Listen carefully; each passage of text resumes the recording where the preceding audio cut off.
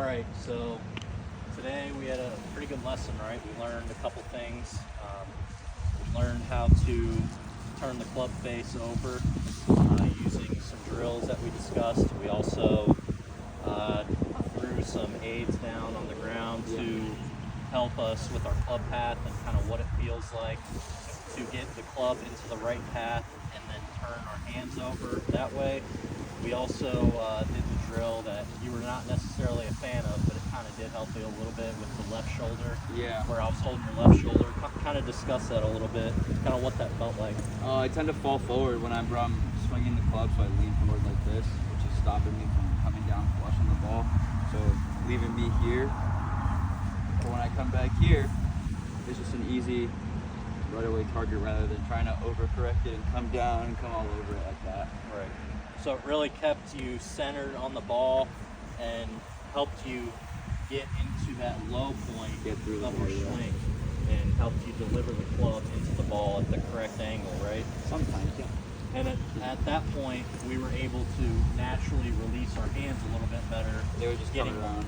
Getting the ball up in the air, and then we had that natural finish where we finished on our toe, right? That was the main goal today. So you feel like we did a pretty good job of getting at least an introductory lesson in today? I feel like we definitely learned something here today. Yeah. So really, we discussed a couple things too today that can help us out. We talked a little bit about practice as well. I think really the biggest thing though is going to be, if we want to get a little bit better, is going to be spending some time at home practicing the drills we discussed, right? Just sit in the room with the wall like this. Yep.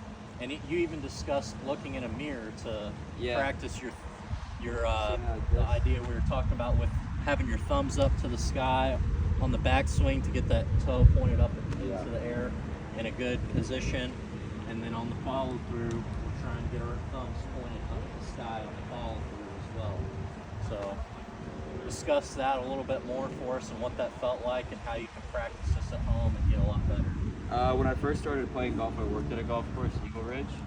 Jim Robinson was the pro there, and he's the one that actually told me about sitting in the mirror. Rather than looking at the mirror straight up, have the mirror behind you or in front of you. So that way when you're here, you can see from both angles, you're looking at yourself, making sure that you look good here. And then when you come through, you could look here and check your back and see how your body's facing and how you want to look at the target.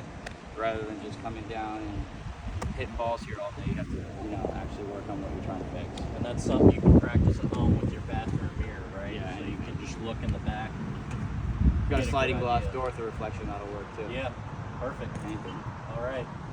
Good deal. Good. Nico, it was a pleasure. Thank you, sir.